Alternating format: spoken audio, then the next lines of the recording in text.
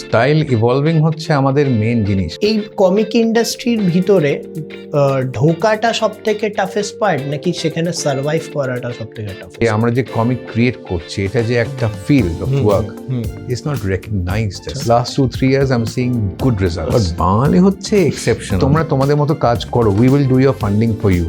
আজকেও কিন্তু আমাদের সাথে একজন গেস্ট রয়েছেন, উনি আমাদের বোঝাবে আর সাথে তোমাদেরও বোঝাবে এই কমিক্সের ইন্ডাস্ট্রি আর কমিক্সের ব্যাপারে, যেটা খুবই ইন্টারেস্টিং হতে চলেছে। তো আমাদের সাথে রয়েছে হর্ষদা। আমি হর্ষদাকে রিকোয়েস্ট করব একবার আমাদের ভিউয়ার্সদের যদি তোমার ব্যাপারে কিছু ইন্ট্রোডাকশন দিয়ে। নিশ্চয়ই নিশ্চয়ই।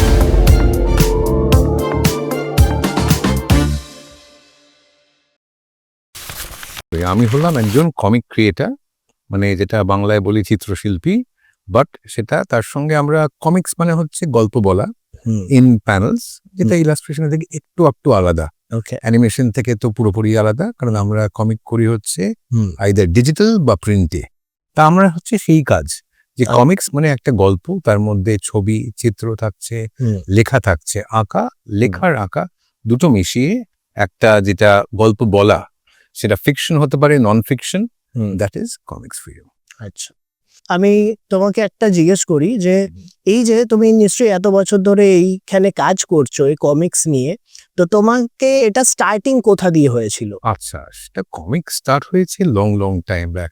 আমরা যখন ছোট ছিলাম, I was born in 1980, around about that time, তখন প্রচন্ড চল ছিল কলকাতায়, মানে এখন যেটা পাওয়া যায় না বইগুলো, সেই বইগুলো ভালো মতো অ্যাভেলেবেল ছিল। ওকে, যেমন আমি শুরু করি ধরো কমিক্স পড়া টিনটিন দিয়ে, অ্যাস্টেরিক্স দিয়ে। তখনকার দিনে আমাদের কাছে ফ্যান্টম, ম্যানড্রেক, এই কমিকগুলো ভালো মতো অ্যাভেলেবেল ছিল, যেটা আমরা জানতাম না অ্যাট দ্য টাইম। আমি ভাবতাম যে ম্যানড্রেক হয়তো কলকাতারই ছেলে, লেক্স লুথার কলকাতারই। পরে বুঝলাম না এসব ইন্ডিয়ান নয়, সব বাইরে। আসলে the were all comics created abroad, USA তৈরি করে ইন্ডিয়াতে, যেহেতু বাংলায় বেরোতো, ইন্ডিয়ান ল্যাঙ্গুয়েজে বেরোতো, সেহেতু আমরা ভাবতাম যে এখানে আমাদের দেশেরই জিনিস, বাট আসলে নয়। আচ্ছা, বাট ওই সময় কমিক্সের চলতি খুব ভালো ছিল। ওকে, আর যখন ধরো 1990s 2000 এই টাইমটায়, যখন ডিসি কমিক্স, মার্ভেল কমিক্স, যেগুলো সুপার হিরো যেগুলো আছে, ধরো ব্যাটম্যান, সুপারম্যান, তারপরে মার্ভেলের কমিকগুলো, ওগুলো ইন্ডিয়াতে খুব ইজিলি অ্যাভেলেবল ছিল। ওকে, সেজন্য পড়ার পক্ষে those who are interested, it was very easy for them. টুক করে আমরা মার্ভেল, ডিসি কমিক্স বের করতে নিয়ে নিতে পারতাম, কারণ গথম বলে একটা কমিক হাউস তখন বিদেশি কমিকগুলোকে ইন্ডিয়াতে ইজি একটা ধরো 20 টাকা 10 টাকা এরকম প্রাইসে আমাদের কাছে পেতাম। আর সেইটা এখন চলটা চেঞ্জ হয়ে গেছে। এখন একটা কমিক পেতে গেলেই একটা 250 টাকা দাম, একটা 24 পাতা কমিকের। সেই জন্য ওইটাই তখনকার দিনে জিনিসটা ভালো ছিল, কারণ আমরা তখন বুঝতাম যে এইসব জিনিস পাওয়া যাবে। আর তখন এখানে কলকাতাতেও আমাদের ভালো ভালো আর্টিস্টরা ছিলেন, যেমন নারায়ণবাবু, উনি আঁকতেন ধরো ফর এক্সাম্পল যেগুলো দুর্ধর্ষ কাজ যা করেছেন, হাদা ভোদা, বাটুল দি গ্রেট, এগুলো করে গেছেন। There were a few other artists also at that time যারা খুব সুন্দর সুন্দর কাজ, মানে মনে চিন্তা করার মতো কাজ করে গেছে। আনফর্চুনেটলি আমাদের সেই সময়কার দিনটায় বেশি জিনিস লোকেরা নজর করেনি বা বেশি অ্যাপ্রিসিয়েটেড হয়নি। তো তুমি কি ভিজুয়াল অ্যাপিলিং জিনিসটার উপর বেশি অ্যাট্রাকটিভ হলে, নাকি বই পড়ে? মানে দুটোই। আমার গল্প বই পড়তে ভালো লাগতো, হ্যাঁ, কমিক্সটা আমার ভালো লাগতো, কারণ মানে ধরো তুমি একটা গল্প বলতে চাও, ওকে, সেটা খুব অন্যভাবে দেখানো যেতে পারে। আচ্ছা, যেমন ছোটবেলায় আমার মনে আছে, আমি যখন ক্লাস 6-এ পড়তাম, তখন ওই সময় WWF খুব ভালো চলতো আর কি, আর ফর সাম রিজন আমার খুব পছন্দ হতো। আমি কি করতাম, তখন ক্লাস 6-7-এ ছিলাম মনে আছে, তখন আই ইউজ টু ড্র দাদুর কাছ থেকে ছোট ছোট ওই ডায়েরিগুলো, মানে দাদু যে কোম্পানির জন্য রিপ্রেজেন্ট করতো, ছোট ছোট ডায়েরির ফরম্যাটে 20 পাতা দিয়ে দিত, তারপর ছোট ছোট কমিক আঁকতাম আমি। একটু এখন দেখলে বোকা বোকা মনে হবে, বা তখনকার দিনে আমার এনজয় করতাম ডিফারেন্ট ক্যারেক্টার্স ক্রিয়েট করে, যেগুলো এক্সিস্টিং ক্যারেক্টার, ওদের নিয়ে গল্প বানাতাম, আর সেগুলো বন্ধুদেরও দিতাম স্কুলের। বাট ওই টাইমটা at least we had a chance to experiment. তা আমাকে বলো, যখন তুমি স্টার্ট করেছিলে তখন থেকে স্টার্ট করে এখন অবধি তোমার নিজস্ব স্টাইল আর ইন্ডাস্ট্রির কিরকম ভাবে ইভলভটা তুমি দেখলে? প্রচন্ড, কারণ স্টাইল ইভলভিং হচ্ছে আমাদের মেন জিনিস, মানে আমরা যত বেশি কাজ করি তত বেশি আমরা শিখি। আর যত বেশি শিখবো ফ্রম আদার সোর্সেস তত আমরা আইডিয়াগুলোকে ইমপ্লিমেন্ট করতে পারবো। কারেক্ট। যেমন আমার প্রথম দিকের আর্ট স্টাইল ছিল একদম ভিন্ন এখনকার চেয়ে। আচ্ছা। তারপরে আমি কয়েকটা জিনিস দেখে ইন্সপায়ার হয়ে আরেকটা ডিফারেন্ট দিকে চলে গেছিলাম। ওকে। সেখানে আমার ধরো প্রচন্ড বেশি লাইন হতো, তারপরে অনেক নেগেটিভ কমেন্টও পেয়েছি, পজিটিভ কমেন্ট। ডিফারেন্ট দিক বলতে কিরকম এটা? যেমন আগের স্টাইল যেখানে ছিল আমার, প্রথমে আমি বড্ড বেশি ব্ল্যাক এরিয়া, ব্ল্যাক ধরো আঁকা হলো ব্ল্যাক এন্ড হোয়াইট এর মধ্যে, ওকে। তার মধ্যে আমি যদি বেশি শ্যাডোজ দিই তাহলে বড্ড হেভি হয়ে যাচ্ছে ছবিটা। আচ্ছা। সেইটা করতাম। সেখান থেকে আমি সরে গেছিলাম আরেকটা সাইডে, যেখানে আমি ধরো ব্ল্যাক ফরম্যাট দেওয়ার বদলে আমি শেডস, প্রচুর লাইন স্ট্রোক দিতাম। আচ্ছা। সেইটা আরেকটা স্টাইল চলে গেল। আচ্ছা। তারপরে যেটা নতুন একটা স্টাইল আমি শুরু করলাম কোভিড পিরিয়ডের সময়, যে সময়টা অ্যাকচুয়ালি কাজের চাপ একটু কমে গেছিল, আচ্ছা। ডেডলাইনস কম ছিল, প্রজেক্টস কম ছিল, তাই ভাবছিলাম নতুন একটা স্টাইল যদি আমি নিজের জন্য একটা তৈরি করতে পারি। নতুন একটা স্টাইল ক্রিয়েট করলাম সেই সময়টায়। কিরকম স্টাইল? যেখানে ধরো তোমার ফ্ল্যাট কালার্স না দিয়ে আমি চাইছিলাম গ্রে টোন দিতে। আচ্ছা। শ্যাডোসটা দিচ্ছি গ্রে টোন দিয়ে। আচ্ছা। That actually worked out very nicely. Okay. কারণ আমার যে প্রবলেম হতো আগের স্টাইলে, যে আমার ধরো বড্ড বেশি ব্ল্যাক এন্ড হোয়াইট ছিল বলে কালার দেওয়া প্রচন্ড চাপ। আচ্ছা। এবার এই simplistic line art, less lines করে গ্রে টোন শ্যাডোজ দিয়ে তার উপর কালার বসানো প্রচন্ড ইজি হয়ে গেল। আচ্ছা। সেখান থেকে আমার কালারের হাতটা আরো বেশি বাড়লো আর কি। I could do more work in colour. আচ্ছা। যেটা আগে একটু মুশকিল হতো আমার। তো বেটার কোনটা হয়, মানে স্টার্টিং করার জন্য কেউ গ্রে শেডস দিয়ে করবে, ব্ল্যাক টোনের উপর করবে, নাকি কালার দিয়ে? যে এক একজন আর্টিস্টের মানে তার নিজের কিরম স্টাইলে যেতে চায় তার উপরে, সেজন্য কেউ অ্যাকচুয়ালি বলে দেবে না। মানে কমিক্সের মধ্যেও প্রচুর ডিফারেন্ট স্টাইলস রয়েছে। প্রচুর। যেমন ধরো ফর এক্সাম্পল মাঙ্গা একটা সার্টেন এরিয়া, আমাদের ইন্ডিয়ান কমিক্স একটা সার্টেন এরিয়া, বিদেশি কমিক্স ধরো আমেরিকান কমিক্স একটা সার্টেন স্টাইলে হয়, ইউরোপিয়ান কমিক্স একটা সার্টেন স্টাইলে হয়। এখন কোনটা নিয়ে করা হবে, সেটাকে নিয়ে কেমন করে এক্সপ্লোর করা হবে, আপ টু দ্য আর্টিস্ট। কেউ অ্যাকচুয়ালি বলে দেবে না। আর দু তিনটে জিনিসকে মিঙ্গল করেও করা যেতে পারে। যেমন কয়েকজন ইন্ডিয়ান আর্টিস্ট আছে যারা মাঙ্গা স্টাইলে করে বাচ্চাদের আর ইভেন বড়দের, যে মাঙ্গা নিয়ে কিন্তু ইন্টারেস্টটা খুব বেড়েছে। আচ্ছা। আমি বলছি করো, বাট নিজের দেশের জিনিসকে আগে একটু ভালো করে চেক করে দেখো। কারণ প্রচুর ইন্ডিয়ান কমিক ক্রিয়েটার ভালো মতো কাজ করে যাচ্ছে, নতুন নতুন টাইটেল তৈরি করছে, নতুন রাইটাররা আসছে, নতুন আর্টিস্টরা আসছে। ওটাই একটা মুশকিল, যে আস্তে আস্তে যদি আমরা অ্যাওয়ারনেসটাকে স্প্রেড করতে পারি। যেমন আমরা ধরো ফিল্ম মেকার যারা ফিল্ম তৈরি করছে, ফিল্ম সিরিয়াল আমরা নোটিস করছি, কমিক্সটাকেই বিশেষ অতটা নজর হয়তো দেওয়া হচ্ছে। তো কমিক্সের ভিতরে তো আর্ট আছে, স্টোরি আছে, তার ডিফারেন্ট টেকনিক্স রয়েছে, রাইট? তো তার মানে স্টোরি টেলিং আর আর্টকে যদি আমরা মার্জ করি তাহলে কি ওটা কমিক্স হয়, নাকি এর থেকেও এক্সট্রা আরো কিছু এটাকে ডিফাইন করতে? তার থেকেও, কারণ তোমার স্টোরি টেলিং এর মধ্যেই একটা খুব মানে আমরা যেটা ভাবি যে আর্ট হলেই হয়ে যায়, তা নয়। গল্পটা, ক্যারেক্টারটা আর যে আর্টকে ফেলছি আমরা, সেইটা প্রচন্ড দরকারি জিনিস। কারণ ধরো তোমার যে একজন ভালো আর্টিস্ট চিনলে দুর্ধর্ষ আঁকে, বাট গল্পটা দিলে একটা একটু অতটা ইন্টারেস্টিং নয়। আচ্ছা। পাবলিক আপিল নেবে না। মানে এখনকার test slightly different from the test let's say about 20 years back। তখনকার দিন একটা সার্টেন টাইপের টেস্ট ছিল আমাদের, যেখানে একটা সার্টেন টাইপের কমিক হলে আমরা পড়তাম।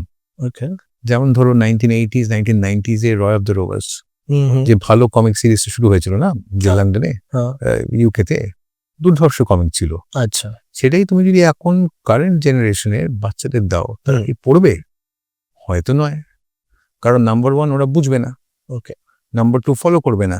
আমরা যেহেতু ফুটবল আমাদের প্রাণ, ক্রিকেট আমাদের প্রাণ, আমরা পড়বো, ঠিক আছে, বাট সব বাচ্চারা কিন্তু নেবে না।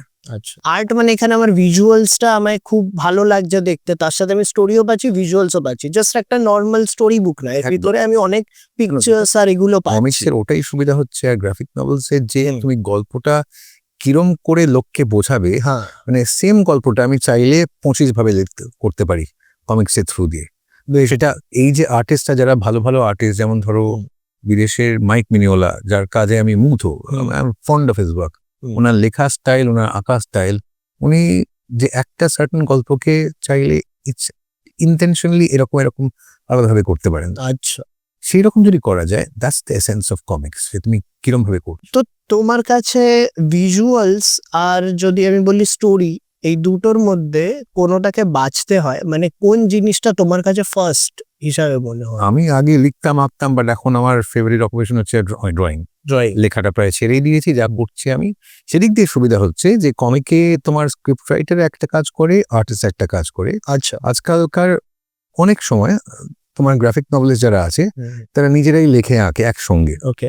বাট যেটা এখন সবচেয়ে বেশি হয়, ধরো যখন আমরা অ্যাস্ট্রিক্সের কথা ভাবি, হ্যাঁ। There was one artist, hmm. There was one writer. Okay. সেই জিনিসটা আমার মনে হয় যে ফোকাস করাটা ইজ স্লাইটলি বেটার।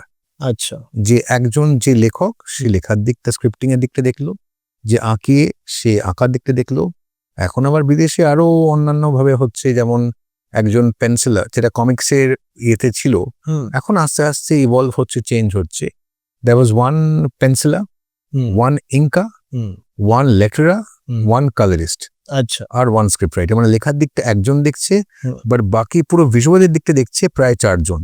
আচ্ছা, তারপর এডিটর ফেডিটর আসছে, মানে লেখা সে হচ্ছে শুধু স্ক্রিপ্ট রাইটিং। স্ক্রিপ্ট রাইটিং করছে। আর এই যে আলাদা আলাদা আপনি নাম নিলেন, পেন্সিল আছে, তারপরে যে ইঙ্কটা করছে ইঙ্কার, তারপরে যে কালার ভরছে কালারিস্ট, ওকে। তারপরে যে লেটারিংটা করছে টেক্সটটা ওরা সবাই আলাদা আর্টিস্ট। আর্টিস্ট। মানে তবে এমন হয় যে যেটা আমরা যেটা করি, ধরো সেটা তো বাইরে হতো, এখনো অনেক সময় হয়, মার্বেল কমিক্সে ভালো মতো হচ্ছে, বাট আস্তে আস্তে দিনকাল যেরকম বদলাচ্ছে, স্পেশালি ইন্ডিয়াতে, আমরা চেষ্টা করি যতদূর পারা যায় যে নিজেরাই পেন্সিলিং, ইঙ্কিং, কালারিং আর লেটারিংটা সেরে নিতে।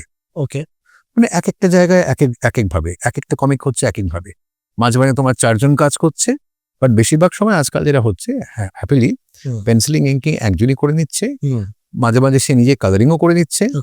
আর যেমন আমার কয়েকটা কমিক্সের ক্ষেত্রে নিজে লেটারিং করে নিচ্ছি, যদি মনে হয় নিজে স্ক্রিপ্টিংও করে নিচ্ছি।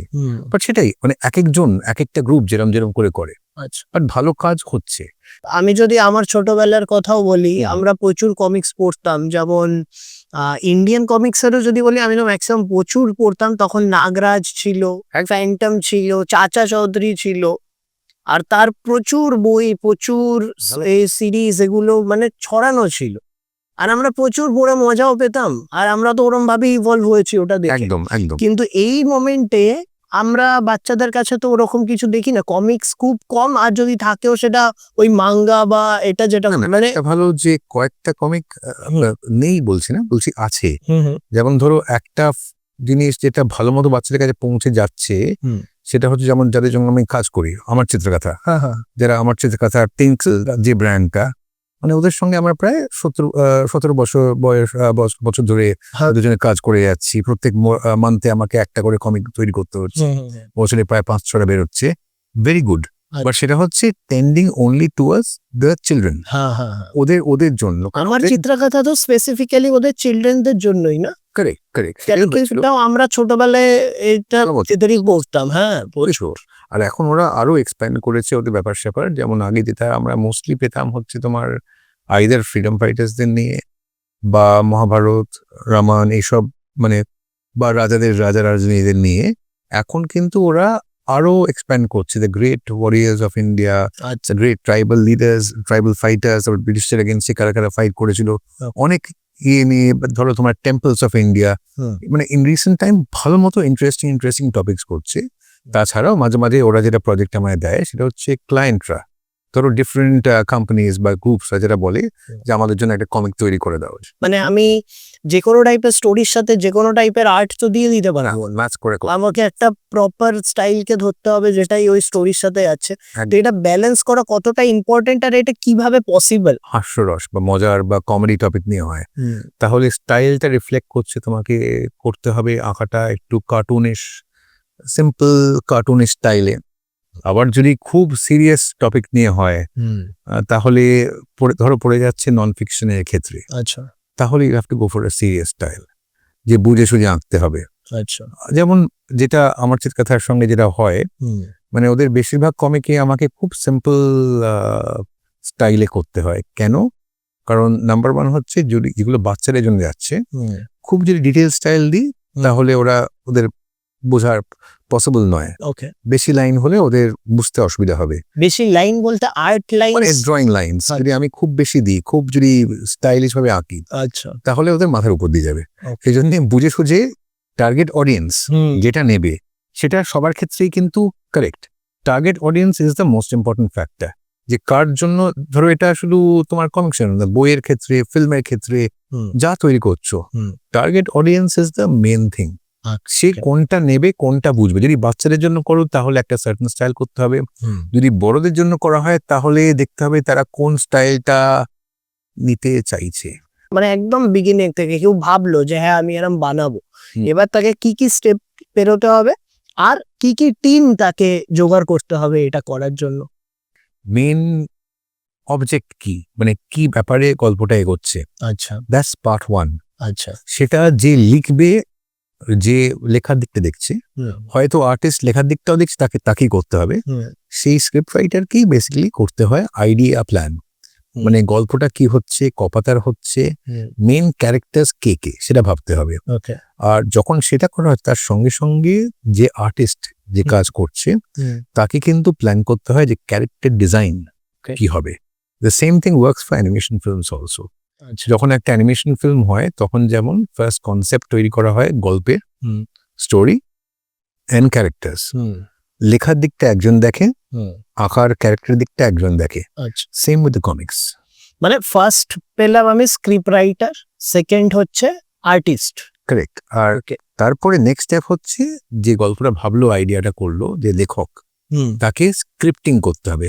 আচ্ছা, মানে পেজে ডিভাইড করে, প্যানেল যে ডিভাইড করে তাকে একটা পুরো গল্পের মানে স্ক্রিপ্ট যাকে বলে তৈরি করতে হবে।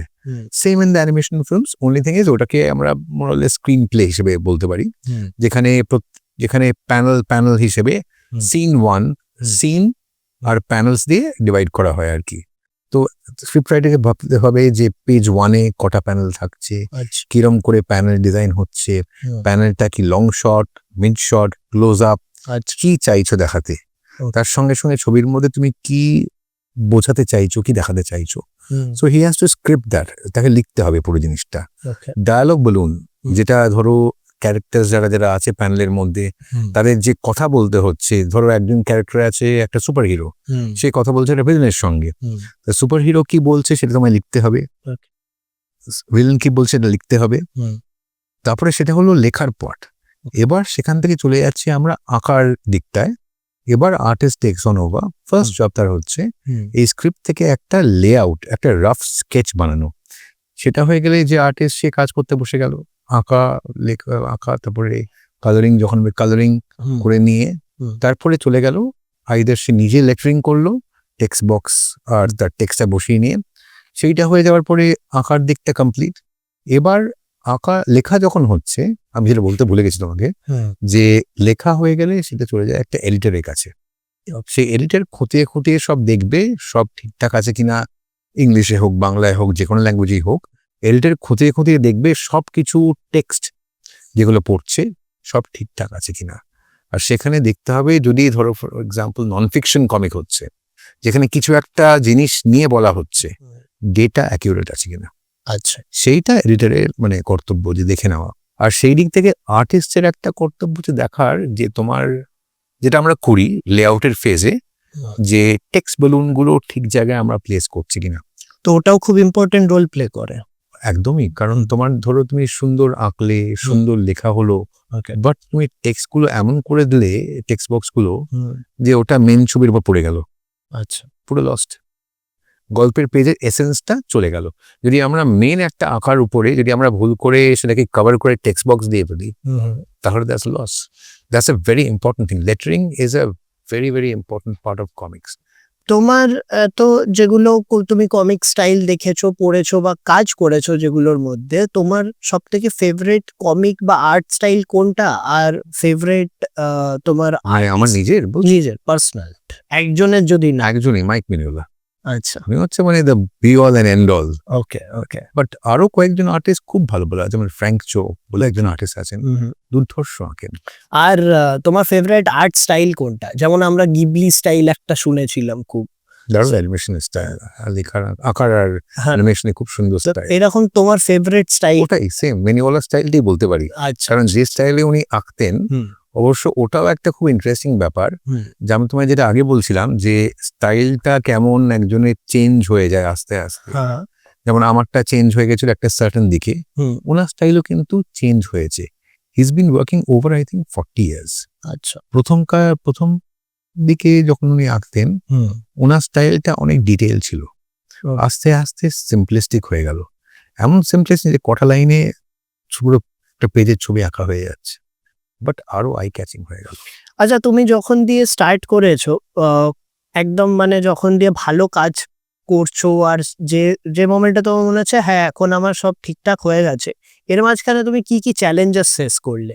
আর যেগুলো তুমি আগে ভেবে ঢুকেছিলে যে না এরম ভাবে হবে, নিশ্চয়ই আমাদের তো আমরা যেটা ভাবি এক্স্যাক্টলি হুবাহু ওরম হয় না, অনেক কিছু আমাদের চ্যালেঞ্জেস ফেস করে রিয়ালিটিস এর আমাকে যখন সামনে দাঁড়াতে হয় তখন দেখি অনেক কিছুই অন্যরকম চলছে মার্কেটে। তো সেই জিনিসটা তুমি কিভাবে ফেস করলে আর কি কি চ্যালেঞ্জেস গুলো তুমি পেয়েছিলে? চ্যালেঞ্জেস হ্যাঁ হ্যাঁ, আমরা তো নাম্বার ওয়ান চ্যালেঞ্জ হচ্ছে আমাদের দেশে যে আমরা যে কমিক ক্রিয়েট করছি এটা যে একটা field of work is not recognised as such. Okay, কারণ ধরো ফর এক্সাম্পল যদি একটা অ্যানিমেশন ফিল্ম করা হয় লোকে বলবে অ্যানিমেশন ফিল্ম, কমিক্সকে অত বেশি আনফর্চুনেটলি এখন একটু দিনকালটা একটু বদলাচ্ছে। আচ্ছা, last 2-3 years I am seeing good results, okay, যে অ্যাটলিস্ট অ্যাপ্রিসিয়েট করা হচ্ছে। যেমন ধরো ফর এক্সাম্পল নারায়ণবাবু এত ভালো কাজ করে গেলেন এত বছর ধরে, তারপর উনি একটা অ্যাওয়ার্ড পেলেন, তারপরে লোকের টনক নড়ল, আচ্ছা উনি এরম করতেন, দারুণ দারুণ দারুণ। অনেক দেশে অনেক কান্ট্রিতে আছে এই জিনিসটা, যে যারা ধরো আর্টিস্ট বা যারা রাইটার তাদেরকে দে আর ফান্ডেড, যে তোমরা তোমাদের মতো কাজ করো, we will do your funding for you. আচ্ছা, এইখানে ইন্ডিয়াতে সেরকম যদ্দূর আমি জানি বা যদ্দূর দেখেছি সেরকম কোনো ব্যাপার স্যাপার নেই। আমাদেরকে চিন্তা করতে হবে যে কিরম করে আমরা ফ্যামিলিকে সাস্টেন করব, লাইফকে। মানে গভর্নমেন্ট যেমন রিসেন্টলি বলেছিল ABGCXR যে গ্রুপটা আমরা চাইছি করতে, we want to promote animation, we want to promote gaming, we want to promote comics. Why? Because they are the means through which earning হবে, আমাদের দেশের আর্নিংটা হবে। ওকে, সেটাই আশা করছে আরো বেশি ভাবে যদি ফুলে উঠতে পারে। আচ্ছা, এই কমিক ইন্ডাস্ট্রির ভিতরে ঢোকাটা সব থেকে টাফেস্ট পার্ট নাকি সেখানে সার্ভাইভ করাটা সব থেকে টাফেস্ট পার্ট? আমি তো বলবো সার্ভাইভ করাটা, আচ্ছা, বাট যদি চেষ্টা করা হয়, যদি ধরো কোনো ইয়াং আঁকিয়ে বা লেখক হ্যাঁ, হ্যাঁ, সে যদি চেষ্টা করে আর বলে না আমি চেষ্টা করব, ওকে, ফার্স্ট এম হচ্ছে আমি শিখবো, শিখতে শিখতে শিখতে করব, হ্যাঁ, তাহলে I don't think it should be a problem. But ওটাই আমাদের অ্যাওয়ারনেসটা নাম্বার ওয়ান, যারা পসিবল মানে ক্রাউড তাদের অ্যাওয়ারনেসটা একটু বাড়াতে হবে। আচ্ছা, we will have to see to that. আর সেইটা আমাদের ক্রিয়েটারদের পক্ষে কাজ নয়, সেটা অ্যাকচুয়ালি হচ্ছে যারা পাবলিশার আচ্ছা, তাদেরকে দেখতে হবে কিরম করে অ্যাওয়ারনেসটা বাড়ানো যায়। Okay, media which is the most important part, যে মিডিয়া অ্যাকচুয়ালি কিন্তু নিউজ পেপার্স, টেলিভিশনস, ওই থ্রু দিয়ে কিন্তু আমরা ফার্স্টলি ইনফরমেশন পাই। আগেকার দিনে যখন আমরা জানতাম যে এ দুর্ধর্ষ টেবিল টেনিস খেলে বা চেস খেলে, কোত্থেকে জানতাম? মিডিয়া। আমরা অন্যান্য নিউজ পেপার যেমন পড়া লোকে প্রায় ছেড়েই দিয়েছে। আগে যেটা ডেইলি নিউজ পেপার বিক্রি হতো মানে প্রত্যেক রাস্তায় রাস্তায়, এখন ক জায়গায় পেপার পাওয়া যায়। আমি যেখানে বাড়িতে থাকি নিয়ে দেশপ্রিয় বাগান লেক মার্কেট, আগে জুড়ে রাস্তা ভর্তি সব বিক্রি হতো, এখন খুঁজে খুঁজে দু একটা জায়গায় পাওয়া যায়। এই হয়ে গেছে অবগতি। আচ্ছা, তো তুমি যত কাজ করেছো এখনো অবধি ক্রিটিসিজম ফেস করেছো? ভালো মতন ওই যে আমরা বাঙালি তো বটেই, all over India yes, but বাঙালি হচ্ছে এক্সেপশনাল। মানে এটা তোমার ওরকম ঠিকঠাক হয়নি, এইটা অত হয়নি, ক্রিটিসিজম প্রচুর পেয়েছে। একদিক দিয়ে সুবিধা, কারণ এটাকে বোধহয় ডিল করো কিভাবে, কি হিসাবে? দেখো ডিল করা যায়, কারণ কয়েক সময় একজন বলছে এটা সত্যি বাজে, আপনার আরেকদিন এসে বললো এটা কিন্তু দুর্ধর্ষ। তোমায় বুঝতে হবে যে কোনটা ঠিক, কোনটা মেনে নেবে কিনা। এখানে as an artist, as a writer তোমাকে নিজে ভাবতে হবে যে কোনটা অ্যাপ্রিসিয়েট করা উচিত। এখানে কেউ একজন বললো বলে এই স্টাইলটা ইয়াক্কি, এটা ইউজ করা তোমার উচিত নয়, তুমি যদি শুনে নাও তোমায় ভাবতে হবে যে ঠিক কিনা। আর যদি মনে হয় হ্যাঁ ঠিক বলেছে, এটা সত্যি সত্যি ভালো নয়, আচ্ছা, তাহলে তোমায় চেঞ্জ করতে পার। তোমাদেরই মনে হয় যে না ও বলেছে, তার মানে যে এটাই ঠিক নাও হতে পারে। So up to an artist, individual আর্টিস্টকে ভাবতে হবে যে আমি যেটা করছি সেটা কি সত্যি সত্যি ভুল না ঠিক। আচ্ছা, তোমার তৈরি করা কমিক্সের মধ্যে আলাদা আলাদা যখন কমিক্স তৈরি করো, কোনোটার হয়তো খুব লো এঙ্গেজমেন্ট আসে, কোনোটার হয়তো হাই এঙ্গেজমেন্ট আসে, এটা তো হয়েই থাকবে। তো এবার যেগুলো লো এঙ্গেজমেন্ট আসছে, সেই জিনিসটা তো তোমরা আগে থেকে জানো না যে এটা অতটা গ্র্যাব করবে না অডিয়েন্স। সে অবভিয়াসলি আমরা জানি যে হ্যাঁ এটা চলবে, তার জন্যই ক্রিয়েট করছি। কিন্তু যখন ওরকম কিছু হয়, তখন ওই জিনিসটা থেকে তোমরা মানে ওই ফেজটা থেকে বেরাও কি করে, যে না এটা তো চললো না, আমরা ভেবেছিলাম, রিসার্চ করেছিলাম, বাট স্টিল এটার ওপর লো এঙ্গেজমেন্ট আসছে। এরকম তো নিশ্চয়ই হয়েই থাকে। এটা বলার কিছু নেই, বাট এটা নিয়ে ভাবাও বিশেষ উচিত নয়। ওকে, কারণ যখন আমরা তৈরি করি কিছু একটা প্রোডাক্ট, হুম। ধরো কমিক্সই হোক বা অ্যানিমেশন ফিল্মই হোক বা গেমই হোক, হ্যাঁ, আমরা তো কিছু একটা ভেবেই করছি। কারেক্ট। মাঝে মাঝে সামটাইমস হতেই পারে যে লোকের হয়তো ওটা, but I think more importantly লোকের কাছে পৌঁছানো যাচ্ছে কিনা, দ্যাটস দ্য রিজন। যদি ঠিকঠাক ফিডব্যাক না পাও ওকে, বা যদি ঠিকঠাক আমরা রেসপন্স না পাই, তার রিজন হবে লোকের কাছে ফর সাম রিজন ওটা আটকে যাচ্ছে। কেন আটকে যাচ্ছে সেটা দেখতে হবে। আচ্ছা, তোমরা হয়তো অনেক বিগিনার্সদেরই দেখেছো যে ঢুকছে, সেটার উপর করছে কাজ। সব থেকে কমন মিস্টেক্স কি করে থাকে এরা যখন ঢুকছে, কিছু কাজ শুরু করছে? পসিবল মিস্টেক্স কি দেখি, একটা মিস্টেক হচ্ছে যেহেতু ওই ওয়ার্কশপের সময় ওদেরকে টাইপ করতে পারবে না, you have to write, draw the lettering. কয়েকজনের হ্যান্ড রাইটিং সেদিক দিয়ে মার খেয়ে যায়।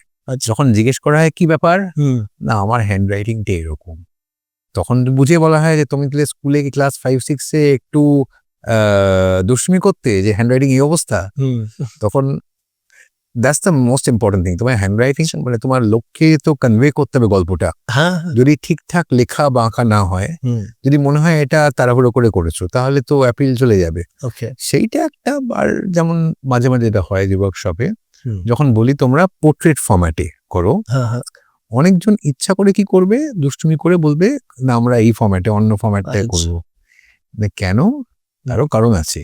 আচ্ছা, কারণ যে একটা A4 শিটে আঁকতে হবে একটা পেজ, ওই রকম পেজটাকে উল্টিয়ে দিয়ে ওরা সেটাকে হাফ করে দিয়ে দুপাতা বানিয়ে নিচ্ছে, মানে কাজ চুরি। আচ্ছা, কম কাজ করে জিনিসটাকে মেরে দেওয়া, মানে এটা আমাদের মানে অ্যাজ হিউম্যান বিংস এটা আমরা ভালো মতো করি, কি করে কম কাজ করে কাজটা ফিনিশ করে দেওয়া যায়। বাট এটা ছাড়াও সিরিয়াসলি যে মাঝে মাঝেই দেখি একটা ভুল করা হয়, সেই ভুলটা আমরাও করে ছোটবেলায় নিশ্চয়ই, এই কমিক ক্ষেত্রেই হয় যে যখন কমিক করা হবে there are certain things we have to be careful about, left to right orientation, কিরম করে কোন দিক দিয়ে কোন প্যানেলটা টেক্সট বক্সটা কোথায় কোথায় বসবে, এটা একটু মানে সিম্পল, ভেরি সিম্পল, বাট এগুলো যদি না জানো তাহলে এই ভুলগুলো আমরা ইজিলি করে ফেলতে পারি। সেইগুলো ধরো ওয়ার্কশপগুলোর সময় আমরা জেনারেলি একটা ট্রেনিং দিয়ে দিই বাচ্চাদের কিংবা বড়দের, যে এই কয়েকটা জিনিস তোমরা কিন্তু খেয়াল করে করবে। আদারওয়াইজ ধরো দুজনে কথাবার্তা, আমি আর তুমি কথাবার্তা বলছি, একটা প্যানেলে ছবি আঁকা হলো, সেই প্যানেলে ধরো আমি আগে কথা বললাম, তুমি পরে কথা বললে, তাহলে আমাদের এই যে দুজন মুখ আছে এখানে, একটা টেক্সট বক্স যদি যেটা আগে বাঁদিকে থাকছে সেটাই আগে দেখা উচিত। বাট কেউ যদি উল্টো করে দেয়, ডান দিকে করে দেয় ফার্স্ট টেক্সট বক্সটা, পরেরটা বাঁদিকে করে, তাহলে ভুল। সেই জিনিসটাই, সেই এলিমেন্টারি মিস্টেক্স গুলো, সেটা আমরা মানে যারা বাচ্চারা বা বড়রা যখন প্রথমবার করে কমিক, তখন এই ভুলটা নিল করে obviously, because they are not aware of that, যে এই কয়েকটা যে নর্মাল রুলস আমাদের ফলো করতে হবে। প্লাস ধরো ফর এক্সাম্পল, যেটা ফিল্মের পক্ষেও ক্ষেত্রেও কারেক্ট, অ্যানিমেশনের পক্ষেও কারেক্ট, কমিকের পক্ষে কারেক্ট, যে আমরা যখন কথা বলছি দুজনে, ফর এক্সাম্পল ক্যামেরা যদি এদিকে হয় আর যদি ক্যামেরাটা শিফট করে যায় ওদিকে, তাহলে কোন অ্যাঙ্গেলে মানে বাঁ দিক থেকে দেখাবো না ডান দিক থেকে দেখাবো, সেই কয়েকটা ব্যাপার আছে যেটা is very appropriate to both films and comics. এই দুটো ক্ষেত্রে অ্যানিমেশন অবভিয়াসলি, ফিল্মস অ্যানিমেশন একসঙ্গে আর কমিক্স, ওগুলোর জন্য ইটস আ ম্যান্ডেটরি থিং। আচ্ছা, সেইগুলো দিজ আর এলিমেন্টারি মিস্টেক্স, এগুলো যে মুহূর্তে কেউ শিখবে এই পয়েন্টগুলো তো শিখবেই অবভিয়াস, তো সেগুলো করলে আর পরে ভুলগুলো হবে। তো তোমায় যদি অ্যাডাপ্ট করতে বলা হয় ইন্ডিয়ান মাইথোলজির ভিতর থেকে কোনো একটা স্টোরিকে, আর সেইটাকে বলা হয় কমিকের মধ্যে নামাতে, তো তোমার ফেভারিট কোন স্টোরিটা বা কোন পার্টটা ইন্ডিয়ান মাইথোলজির তুমি চাইবে যে ওটা কমিকে করার করতে? খুব ইচ্ছা আছে, তুমি যখন বলছো বলি। ওই ইয়ের নামটা কি বলতো, রাবণের ভাইয়ের নামটা কি? বিভীষণ, কুম্ভকর্ণ। কুম্ভকর্ণ। ওইটা নিয়ে সত্যি সত্যি করার একটা ইচ্ছা আছে। যে কুম্ভকর্ণ যে খেতে ভালোবাসে, বিশাল সাইজের, হ্যাঁ, তাকে যদি আমরা কলকাতায় ফেলে দিই, আচ্ছা, সে কোন জায়গাটা খেতে যাবে? আচ্ছা। বিরিয়ানি খাবে, না সাউথ ইন্ডিয়ান ফুড খাবে, নাকি চিলি চিকেন ফুলি চিকেনে হাত দেবে, নাকি কন্টিনেন্টাল খেতে যাবে পার্ক স্ট্রিটে? হুম, সেইটা নিয়ে একটা দেখি যদি করা যায়। আচ্ছা। আচ্ছা, তো আছেই একটা কিছু করার ওই দিক দিয়ে। ওকে, ওকে। কেন কি ইন্ডিয়ান মাইথোলজিতে তো মানে ভরে রয়েছে না, মানে প্রচুর প্রচুর প্রচুর এক একটা character. They have been news. যেমন অমরচিতের কথা ফর এক্সাম্পল, ওরা তো মানে গডস এন্ড গডেসেস নিয়ে করেইছে। মহাভারত নিয়ে রিসেন্টলি বেশ কয়েকটা ভালো ভালো কমিক বের করলো, রামায়ণ নিয়ে বেশ করে কমিক বের করলো। শুধু ওরা কেন, there is also আরেকটা হাউস আছে Holy Cow, so they've done some very good work in the comics. প্রাণ বলেও একটা কমিক হাউসের আমরা of course চাচা চৌধুরী তো প্রাণের আন্ডারে, রাইট? তো এরকম যেমন তুমি আরেকটা কমিকের নাম বলছিলে, সেটা রাজ কমিক্সের আন্ডারে পড়ে। রাজ কমিক্স, ওটাও খুব ফেমাস। ওদের সঙ্গে এখন ওরা একটু নাম অদল বদল হয়ে ওরা আলফা কমিক্স হয়ে গেছে। আচ্ছা, ওদের সঙ্গে আমি কাজ করছি এখন। আচ্ছা, একটা দুটো কমিক করলাম। আলজেব্রা বলে একটা ম্যাজিশিয়ান বয়, ইয়াং বয়, ওকে, সে ম্যাজিশিয়ান, বাবা ম্যাজিশিয়ান, সে ম্যাজিশিয়ান। বাবা একটা ছোট্ট একটা বার্ড হয়ে তার পিছিয়ে বসে থাকে এখন। আচ্ছা, সেই নিয়ে দুটো কমিক অলরেডি বেরিয়ে গেছে, 90 পাতার ইচ। আচ্ছা, এই রিসেন্টলি কলকাতা কমিক কনে মার্চ মাসে পার্ট 2টা বেরোলো। আচ্ছা, মানে ওই রকম আরো ভালো ভালো কাজ হচ্ছে। আমরা এক্সপেক্ট করছি যে আরো কমিক্সের এটা আরো বাড়ুক। আচ্ছা। এই যে কমিক কনের কথা বললে, আমরা ফরেনে দেখি একটা মারাত্মক ক্রেজ হয়, তখন সবাই নানা রকম ড্রেস আপ হয়ে কমিক কনে যায়, কসপ্লে সেগুলো, হ্যাঁ, কসপ্লেতে ভালো মতো আছে, ভালো মতো আছে। এইখানে সেই জিনিসটা তো আমরা ওরকম ভাবে দেখি না কে বলেছে? কলকাতার মধ্যে। কে বলেছে? হয় কেন কি হ্যাঁ, সেই তো হয়। ওরকম ভাবে ড্রেস আপ করে আমরা পুরী, ইনফ্যাক্ট কমিক কনটা তো আসলো কলকাতায় এই মার্চ মাসে এই বছরে। আমরা চেষ্টা করে আছি 15 বছর ধরে, কমিক কন শুরু হওয়ার সময় থেকে, যখন দিল্লিতে শুরু হয়েছিল। আমি ওদের গ্রুপেই আছি, আর মানে কমিক কনের সঙ্গেই প্রথম ইয়ার 1 থেকেই ওদের সঙ্গে ছিলাম। আচ্ছা, বাট কলকাতায় ওরা আসতে চায়নি।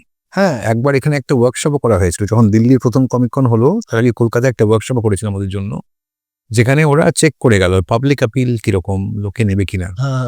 সেখানে ফর সাম রিজন ওরা নিল না। যে তুমি বলছিলে যে কোসপ্লে ব্যাপারে, সেইটা কিন্তু ভালো মতো করে এসে গেছে।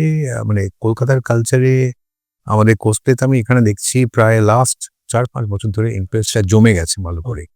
কারণ এই বছর কমিক কনটা হলো, বাট তার আগের 3-4 বছর ধরে এখানে আমরা একটা কলকাতা কমিক কার্নিভাল বলে একটা জিনিস ট্রাই করেছি অ্যারেঞ্জ করতে।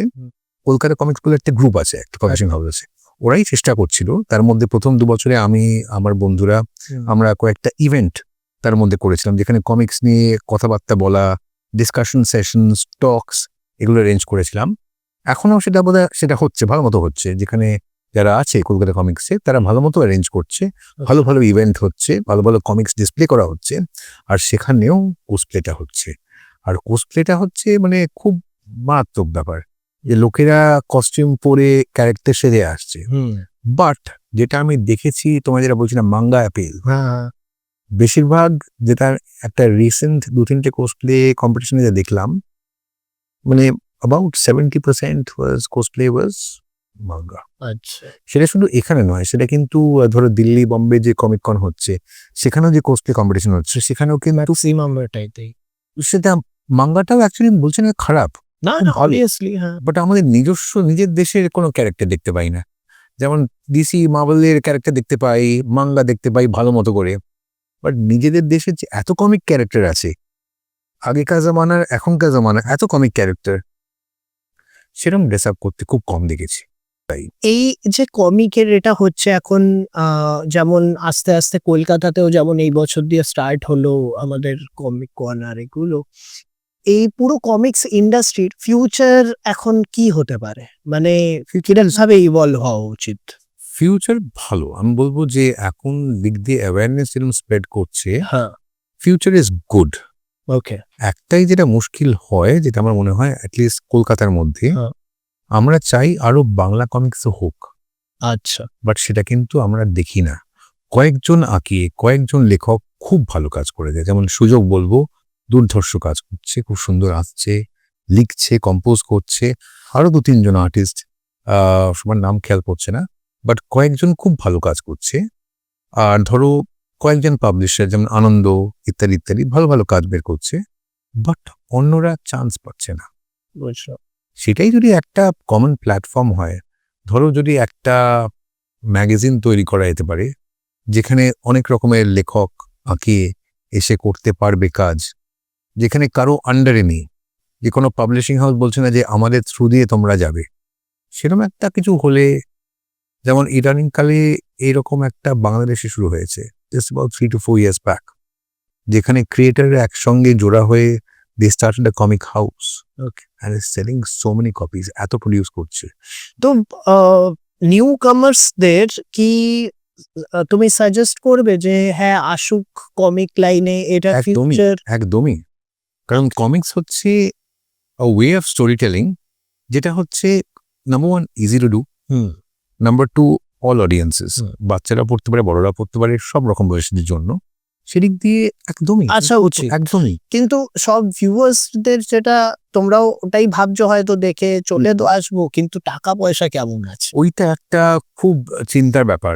বাট ধরো ফর এক্সাম্পল, যদি এক্সাম্পল নিই বাংলাদেশে যেটা হলো, যে ওরা শুরু করলো রিসেন্টলি, ওদের হয়তো বেশি ইনভেস্টমেন্ট ছিল না, পয়সা বেশি কি করে থাকবে, ওরা একটা কোম্পানি শুরু করলো, সেখানে কিন্তু আস্তে আস্তে আস্তে আস্তে আর্টিস্ট বাড়লো, রাইটার বাড়লো, আর তার থেকে আস্তে আস্তে কমিক্সের বিক্রির অপশনটা, যেমন আমাদের যে মুশকিলটা যেটা হয়, আমরা যারা ক্রিয়েটার, যে আমরা ধরো লিখতে পারি, আঁকতে পারি, বাট আমাদের বিজনেস সেন্স খুবই মানে লেস দেন জিরো। তা আমরা কমিক যদি ক্রিয়েট করে ভাবি যে এটা বিক্রি করব, তাহলে ইটস আ লস নাম্বার 1। তাই তো মানে দেখেছি তোদের আমাদের, মানে পাবলিশার হাউসে ঢোকা উচিত নাকি ইন্ডিভিজুয়াল আর্টিস্ট হয়ে যাওয়া উচিত? না যারা ক্রিয়েট করছে they have to become individual artist, তাহলে অন্য কিছু নয়। বাট আমি ওটাই বলছি, তোমরা যদি ক্রিয়েট করতে চাও, তোমরা যদি শুরু করতে চাও, তাহলে স্টার্ট অফ, কারণ this is a lovely field. এখানে তুমি যদি আঁকতে পারো ভালো, জয়েন করতে পারো, তুমি যদি লিখতে পারো ভালো, জয়েন করতে পারো, তুমি যদি কালার করতে পারো, জয়েন করতে পারো, কালারিস্ট, তুমি যদি লেটারিং করতে পারো ভালো, you can join as a letterer. There are so many options. আর আজকাল যেমন ফর এক্সাম্পল ধরো এই 2-1 বছর আগে না 3 বছর আগে বোধহয় এই একটা বুক ফেয়ারে কয়েকজন ফ্রেঞ্চ ক্রিয়েটার আর্টিস্টরা এসেছিল এখানে, তারা কথা বলছিল অ্যাবাউট যে, যেমন ফর এক্সাম্পল দেখতে পাচ্ছি আজকাল ইউটিউব ভিডিওতে যে কমিক ক্যারেক্টার নিয়ে ইউটিউব ভিডিও বানাচ্ছে, খুব মজার মজার, প্রচুর লাইক পেয়ে যাচ্ছে ধরো ইনস্টাগ্রামে। আর সেরকম আমাদের নিজস্ব বাঙালি কয়েকজন আর্টিস্ট আছে, বব অ্যান্ড ববি, ওরা তো সুন্দর সুন্দর কাজ করছে। তো এই জিনিসগুলো তোমরা যদি গল্প বলার টেকনিকটাকে নিয়ে, তোমরা যদি নন ফিকশন ফিকশন এগুলো নিয়ে যদি বানাতে পারো, there are huge hopes. But again, there are 2 parameters. একটা হচ্ছে পাবলিক আপিল তৈরি করতে হবে, সেকেন্ড পাবলিক অ্যাওয়ারনেস তৈরি করতে হবে, আর থার্ড থিং হচ্ছে some group, some company or some team will have to act as publishers. কারণ আদারওয়াইজ আমরা ধরো কমিক ক্রিয়েট করে গেলাম, বাট সেটাকে যে তোমার স্পেন্ড, লোকে যে কিনবে, সেই ব্যবস্থা করার জন্য যে একটা ফ্রেমওয়ার্ক না থাকলে ওটা হবে না, আমাদের সেদিক দিয়ে বিশেষ লাভ কিছু হচ্ছে না। সেই ফ্রেমওয়ার্ক যদি তৈরি করে নেওয়া যায়, আর এখানে আই উড সে এক্সিস্টিং যে কোম্পানিগুলো আছে, they don't have to be, for example ধরো এখানে যে অ্যানিমেশন হাউসগুলো আছে, বা যে গেমিং হাউসগুলো আছে, বা যে অন্যান্য যে টিচিং ইনস্টিটিউট যেগুলো আছে, if they want to form comic publishing institute বা comic publishing house, I think that will make a very good thing. আচ্ছা, কারণ তাদের অ্যাটলিস্ট আইডিয়া আছে বিজনেস সম্বন্ধে, তারা যদি বিজনেসের দিকটা দেখে, তাহলে কিন্তু side by side easily artist writer add করে তুমি টিম ফর্ম করতে পারো। আর মোর ইম্পর্টেন্টলি হচ্ছে এই কমিক্সের যে লার্নিং কার্ভটা, এই শেখার জন্য কোনো যদি প্রোগ্রাম থাকে, নেই তো। যেমন যাদবপুর ইউনিভার্সিটিতে আগে they use to have some programmes, মানে আমি তো আগে পড়েছি, আমি চলে যাওয়ার পর থেকে ওখানে মাস্টার্স ফিনিশ করার আগে ছেড়ে দিয়েছিলাম সিম্বাসিটি যাওয়ার জন্য, মাস্টার্স ইন ভিডিও প্রোডাকশন করার জন্য। আমি যাওয়ার পরে যাদবপুরে কিন্তু প্রফেসররা ওখানে ইংলিশ ডিপার্টমেন্টে for the I think BA as well as MA students, তাদের জন্য ভালো ভালো কমিক্স রিসার্চ নিয়ে ভালো পড়ানো হতো, কমিক্স অ্যাওয়ারনেস বাড়াবার জন্য। আচ্ছা, বাট সেটা হচ্ছে ওই লেভেলের। আমি বলছি যদি ছোট বাচ্চাদের যারা ক্লাস 6, 7, 8, 9, 10, যারা ধরো for example after that class 11, 12 এর পরেও তোমরা যদি এই ফিল্ড নিয়ে এগোতে চাও, তোমাদের যদি একটা কিছু প্রোগ্রাম করে দেওয়া হয়, যেখানে তোমরা শিখতে পারবে। সেখানে একসঙ্গে তোমরা কমিক্সেরও ক্রিয়েশন শিখে গেলে, সেখানে তোমরা যে অ্যানিমেশন ফিল্ডটা, তার যে ফার্স্ট পার্ট প্রি প্রোডাকশন, সেটাও শিখে গেলে গেমিং এর জন্য সেটা খুব হেল্পফুল, প্রি প্রোডাকশন পার্টটা। সেইটা করলে I think that will be one step forward. আরেকটা খুব কমন কোয়েশ্চেন, ইভেন অনেক ভিউয়ার্সরাও হয়তো অলরেডি ভাবছে বসে যে এখনের যে টাইমটা চলছে সেইখানে চলছে শুধু এআই এর magic. Unfortunately, and apparently government is saying দুর্ধর্ষ জিনিস এক্সপেরিমেন্ট করো। এবার এই এআইটা দিয়ে এই ফিল্ডের ওপর কতটা এফেক্ট পড়ছে, সুবিধা হচ্ছে বা অসুবিধা হচ্ছে? দেখো, এআই দিয়ে টেকনিক্যালি আমরা তো বেসিক্যালি এআই ইউজ করি না, ম্যাক্সিমাম যদি ইউজ করি রেফারেন্স ম্যাটেরিয়াল হিসেবে। ধরো একটা রেফারেন্স, সেটা আমরা এমনিতে গুগলেও আগে করতাম, গুগলে বলতাম যে একটা ব্যাকগ্রাউন্ড, কলকাতা ব্যাকগ্রাউন্ড আমাকে দাও, সেই রেফারেন্স দেখে হয়তো আঁকতাম। তো এখন এআই নিয়ে ডিপেন্ড করছে যে আমরা কমিক্সের ক্ষেত্রে যেটা করি, ম্যাক্সিমাম এআই কে হয়তো বলবো যে, বাট এআই দিয়ে বিশেষ কোনো চেঞ্জ হচ্ছে না as far as I see. If you are working in the proper way in comics field, then AI আর গুগল যা ছিল আগে, এআই সেটাকে একটু বাড়িয়ে দিচ্ছে। তবে তুমি যদি সেরকম ক্রিয়েটার হও যে তুমি বলবে আমি প্রোগ্রামার, আমি কমিক ক্রিয়েটার নই, দিয়ে একটা প্রোগ্রাম লিখে দুর্ধর্ষ একটা ইমেজ জেনারেট করে নেবে, অ্যাকচুয়ালি করা যায়। I think there are certain AI platform যেখানে তুমি যদি পয়সা দিয়ে সাবস্ক্রাইব করো, দেন তাহলে তুমি প্যানেলগুলো এআই দিয়ে করে দিতে পারবে। ইনফ্যাক্ট লোকে করছে, ভালো মতোই করছে। তা সেটা আমি বলবো না যে যে খুব ভালো একটা, না আমি বলছি না সেটা খারাপ জিনিস, বাট সেটা তোমার নিজস্ব ব্যক্তিত্ব কিরম করে দেখাচ্ছে। তুমি ধরো নিজে এআই থেকে হেল্প পেলে, রেফারেন্স ম্যাটেরিয়াল পেলে, বা ওয়ার্স্ট কেস সিনারিও এআই থেকে একটা গল্পের আইডিয়া পেলে, যে এআই তোমায় স্ক্রিপ্টিংটা করে দিল, সেটা করে নিয়ে তুমি যদি নিজস্ব এগো, তাও নিজে তো অ্যাটলিস্ট এগোচ্ছ। তুমি যদি এখন এআই কে বলো তুমি আঁকাটাও করে দাও আমার জন্য, তাহলে দ্যাটস লাইক বলা যে আমি প্রোগ্রাম করেঙ্গে, এআই মানে অ্যাকচুয়াল তোমার কাজের ইয়েটা দক্ষতা কমে যাচ্ছে। সেই জন্য শুধু আমরা কেন, আমরা অল ওভার দ্য ওয়ার্ল্ড যে কমিক ক্রিয়েটার, আমরা ক্লিয়ার কাট বলি যে মানে don't be indebted to AI like that. AI কে see how you can use it, but don't directly use it. আমাদের পুরো পডকাস্টের লাস্ট কোয়েশ্চেন, সেটা হচ্ছে যে এখন অডিয়েন্সদের জন্য আপকামিং কিছু এরকম কিছু ভালো প্রজেক্টস আসতে চলেছে বা রিলিজ হতে চলেছে মার্কেটে, যেটা ওদের দেখা উচিত, ফলো করা? একদম। যেমন আমি তো বলবো একটা গ্রাফিক নভেলের কাজ চলছে এখন, যেটা আমি আর আমার বন্ধু জয়দীপ পন্দুর্তি, ওর সঙ্গে একসঙ্গে হায়দ্রাবাদ গ্রাফিক নভেল, তাছাড়াও অনেক কটা কমেন্ট করেছি আমরা একসঙ্গে। এটা হচ্ছে Lovecraft in India, 1930s 1940s এ বেস গল্পটা। আচ্ছা, এইচপি লাভক্রাফট যখন আমরা ইমাজিন করি, যখন ইন্ডিয়া এসেছিল, দেখে কি এক্সপিরিয়েন্স করে গেছে, ভুতুরে একটা গল্প, ওর একটা গল্প থেকেই ইন্সপায়ার্ড। সেই গ্রাফিক নভেলটা আমরা চেষ্টা করছি খুব জলদি র্যাপ করে দিতে। তার সঙ্গে সঙ্গে এটা ছাড়াও চলছে আরেকটা প্রজেক্ট। ওই কমিক বইটার নামটা কি হবে? Lovecraft in India. Lovecraft HP Lovecraft in India, সেটার বুক 1। ওটা হচ্ছে একটা পুরো গ্রাফিক নভেল। তো এটা একটা কমিক রিলিজ হতে চলেছে। যেমন অমরচিৎ কথা যেন অনেক কটা বই করছে এখন, সেগুলো আস্তে আস্তে রিলিজ হবে। কলকাতা কমিক কনেও হবে, তারপরে ডিসেম্বর মাসে দিল্লি কমিক কন হচ্ছে, সেখানে রিলিজ হবে। এর সঙ্গে সঙ্গে আমার আরেকটা বই, মাহাসিলাবা, মানে বুদ্ধার একজন, মানে বুদ্ধ যখন নিজের গল্প বলছিলেন, one of the old versions of Buddha before he came about. তো ও সেই রাজাকে নিয়ে ওই গল্পটা, সেটা লঞ্চ হচ্ছে যতদূর জানি দিল্লিতে আর দিল্লি কমিক কনে। এটা জনার কি? এটা তোমার হচ্ছে, এটা তোমার ফিকশনের মধ্যেই পড়ছে, but Buddha's tales. So basically, আর যেটা আগের বইটা ছিল সেটা কোনটা বলো? যেটা ওই লাভক্রাফটটা, ওটা আই থিঙ্ক হররের মধ্যে পড়ে যেতে পারে। সো সেদিক দিয়ে যেমন ওইটা খুব ডিফারেন্ট স্টাইলে আঁকা, এটাও আলাদা স্টাইলে আঁকা। আরো একটা জিনিস হবে যে সেটা কমিকের ঠিক নয়, আমরা যে ম্যাড বংস গ্রুপটা আছি, আমরা জেনারেলি প্রত্যেক বছরে একটা করে ক্যালেন্ডার তৈরি করি। যেমন এই বছর আমরা করেছিলাম ক্যালেন্ডারটা হচ্ছে অন ভূত, মানে ঘোস্টস অফ বেঙ্গল। তার আগের বছর করেছিলাম on the communities of Kolkata. তার আগের বছর হয়েছিল অন দ্য ফুড, কলকাতার ফুড নিয়ে। এবার চেষ্টা করছি প্রবাবলি হবে অন ফুড অ্যাগেন, কারণ ফুডটা খুব পপুলার হয়েছিল। আমরা বাঙালি মাত্রেই, মানে ইন্ডিয়ান মাত্রেই আমরা খাবার টাবার খুব পছন্দ করি, এবার সেইটা হচ্ছে বাঙালি খাবার, শুধু বাঙালি নয়, মানে আমরা যেরকম খাবার আর কি নিজস্ব খাবার বলে বলি আর কি, তা সেই সম্বন্ধে ওই কমিকটা হচ্ছে। আচ্ছা, আর তাছাড়াও এখন আমার কারেন্ট কাজ হচ্ছে একটা ভালো একটা কমিক হচ্ছে, যাদের তোমার যেটা বললাম রাজ কমিক্স যারা ছিল, যারা আলফা কমিক্স হয়ে গেল, তাদের জন্য অ্যালজেব্রা দুটো বই করেছিলাম, এখন আরেকটা বই ওদের জন্য করছি। সেই বইটা বেরোতে বেরোতে প্রায় ওই কলকাতা কমিক কনে বইটা রিলিজ হবে, ওই আরো 5-6 মাস লেগে যাবে। সেইটা হচ্ছে, তারপরে ওদের জন্য একটা কমিক রিসেন্টলি করে দিলাম 8 পাতার, সেটা একটা অ্যান্থোলজিতে বেরোবে। প্লাস নেভির জন্য একটা কমিক করা হলো প্রায় 20 পাতার, সেইটা একটা অ্যান্থোলজিতে বেরোবে। তারপরে আরেকটা 2-3টে ভূতের গল্প করা হয়েছিল, সেটাও একটা অ্যান্থোলজি, ভূতের একটা অ্যান্থোলজিতে বেরোবে।